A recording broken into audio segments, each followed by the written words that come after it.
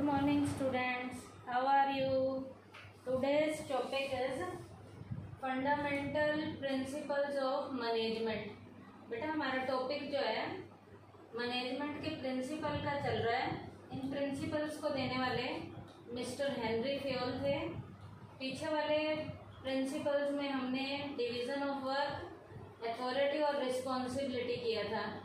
आज के टॉपिक में हम स्टार्ट कर रहे हैं नेक्स्ट प्रिंसिपल, जिसका नाम है डिसिप्लिन। डिसिप्लिन प्रिंसिपल का मीनिंग क्या है बेटा? Organisational rules and employment agreements should be obeyed by both the superiors and subordinates which are necessary for the successful working of the organization। बेटा डिसिप्लिन प्रिंसिपल क्या कहता है कि ऑर्गेनाइजेशन के रूल्स और एम्प्लॉयमेंट के एग्रीमेंट जो हैं वो सुपीरियर और सबऑर्डिनेट दोनों के द्वारा ओबे किया जाने चाहिए। जब ऑर्गेनाइजेशन के रूल और एम्प्लॉयमेंट के एग्रीमेंट सुपीरियर और सबऑर्डिनेट दोनों के द्वारा ओबे किए जाएंगे, जो किसके लिए ज़रूरी हैं? Which are necessary for the successful working of the organisation. जो एक ऑर्गेनाइजेशन की सक्सेसफुल तरीके की वर्किंग को करने के लिए बहुत ज़्यादा ज़रूरी होते हैं।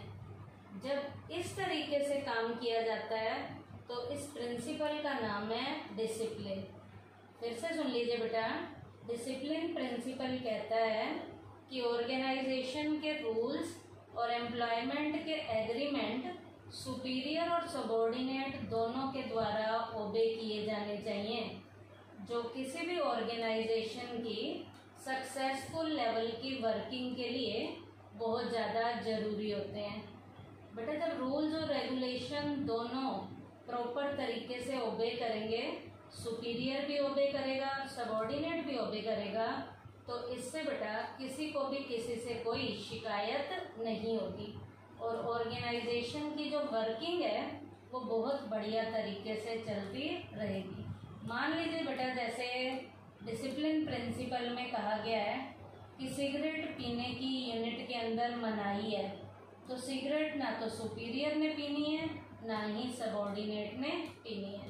तो रूल्स और रेगुलेशन जो एम्प्लॉयमेंट के हैं वो सुपीरियर और सबऑर्डिनेट के बिल्कुल बराबर तरीके से ओबे किए जाने चाहिए, जो किसी भी ऑर्गेनाइजेशन की सक्सेसफुल वर्किंग के लिए बहुत ज़्यादा ज़रूरी है। अब बेटा डिसिप्लिन प्रिंसिपल को फॉलो करें किसी भी यूनिट में तो उसके पॉजिटिव इफेक्ट क्या क्या आते हैं?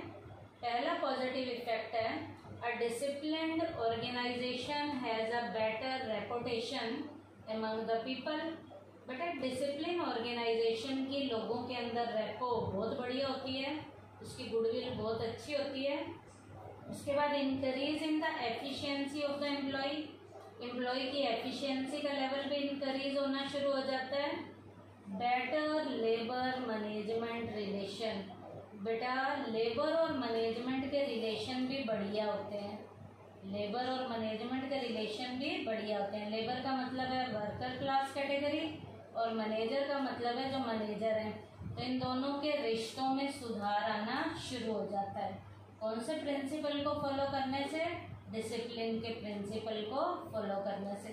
तो ये तो इसके कौन से इफेक्ट थे? Positive effect. अब आइए बेटा डिसिप्लिन प्रिंसिपल को जिस यूनिट में भी फॉलो नहीं किया जाता तो इसके वायलेटिंग इफेक्ट आते हैं, इसके नेगेटिव इफेक्ट आते हैं। नेगेटिव में क्या है बेटा? ऊपर के जो पॉजिटिव इफेक्ट हैं उन्हीं की अप्रोच नेगेटिव कर दो। क्या? First, decline in the reputation of the organisation. Organisation की रेपो गिरनी शुरू हो जाती है। And efficiency of the employee की एफिशिएंसी का लेवल भी डाउन होना शुरू हो जाता है। इसका मतलब रेपो गिरनी शुरू हो जाती है और एम्प्लॉय की एफिशिएंसी घटनी शुरू हो जाती है। हाइट ऑफ डिसऑर्डर, लड़ाई झगड़े बढ़ने शुरू हो जाते हैं। उस वाले में ऊपर था जब डिसिप्लिन प्रिंसिपल को फॉलो करते हैं तो बेटर लेबर मैनेजमेंट रिलेशन थे, यहाँ वही रिलेशन खराब होने शुरू हो जाते हैं। तो क्या आएगा? Height of disorder, N atmosphere of doubt and suspicion, unit में संदेह का और मतभेद का वातावरण बढ़ना शुरू हो जाता है। Decline in the confidence of the employee का कॉन्फिडेंस लेवल भी गिरना शुरू हो जाता है। तो ये तो था बेटा पॉइंट्स थे कि डिसिप्लिन प्रिंसिपल को जब यूनिट में फॉलो नहीं करते तो इसके कौन से इफेक्ट आते हैं, वायलेटिंग इफेक्ट आते हैं। उसके बाद बेटा नेक्स्ट प्रिंसिपल है जिसका नाम है unity of command. Unity of command इसे हम कहते हैं आदेश की एकता। यह है क्या principle? An individual employee should receive orders from only one superior at a time. बेटा यूनिटी ऑफ कमांड का प्रिंसिपल कहता है कि एक अकेले एम्प्लॉय को, इंडिविजुअल एम्प्लॉय को एट ए टाइम एक ही सुपीरियर से ऑर्डर रिसीव होने चाहिए, मिलने चाहिए। And that employee should be answerable only to that superior. और उस एम्प्लॉय ने उसी सुपीरियर को आंसर देना है जिस सुपीरियर ने उसे ऑर्डर दिया है। इस प्रिंसिपल को हम कौन से प्रिंसिपल का नाम देते हैं? Unity of command. क्या है ये principle? An individual employee should receive orders from only one superior at a time and that employee should be answerable only to that superior. Unity of command का principle कहता है कि एक individual employee को at a time एक ही superior से order मिलने चाहिए और वो एम्प्लॉय उसी सुपीरियर के प्रति आंसरेबल होना चाहिए। उस एम्प्लॉय ने उसी सुपीरियर को आंसर देना है जिस सुपीरियर ने एट ए टाइम उसे क्या दिया, ऑर्डर दिया, ताकि आदेश की मानना करनी पड़े, आदेश को मानना हो तो उसमें किसी भी तरीके की कोई भी डिफिकल्टी ना हो।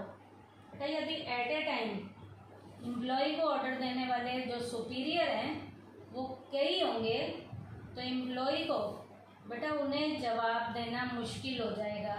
एम्प्लॉय किसी के काम को भी टाइम पे नहीं कर पाएगा।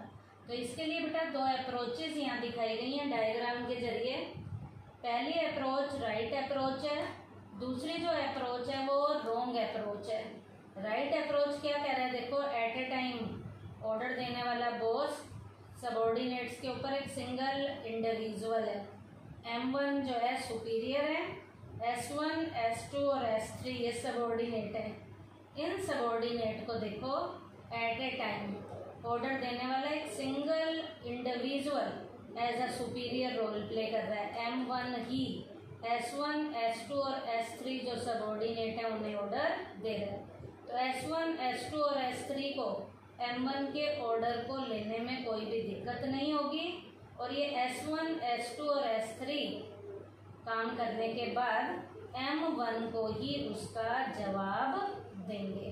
तो ये अप्रोच तो यूनिटी ऑफ कमांड प्रिंसिपल की राइट अप्रोच है। अब एक रॉन्ग अप्रोच भी दिखा रखी है देखो, ऑर्डर देने वाले सुपीरियर यहाँ दो दिखाए हुए हैं, एक M1 है और एक M2 है। सबॉर्डिनेट्स S1 है, S2 है और S3 है। S1, S2 और S3 को ऑर्डर M1 भी दे रहा है, M2 भी दे रहा है। तो जब इन सबॉर्डिनेट्स को एट ए टाइम ऑर्डर दो सुपीरियर देंगे तो ये सबॉर्डिनेट जो S1 है, S2 है और S3 ये बेचारे डाउट में आ जाएंगे, कंफ्यूजन में आ जाएंगे कि वो किसके ऑर्डर को फॉलो करें और किसके ऑर्डर को फॉलो ना करें, जिसके कारण इन सबॉर्डिनेट्स को काम करने में देरी होगी।